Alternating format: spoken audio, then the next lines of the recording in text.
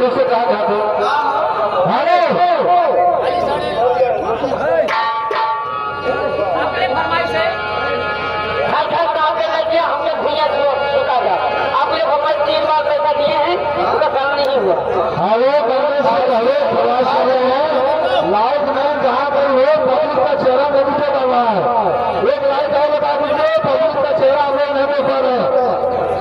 और उसी कड़ी में आगे छोटू डीजे जो अपनी जोर से करके आएगा 21 रुपए का पुरस्कार। फरमाइश इसके पहले फरमाइश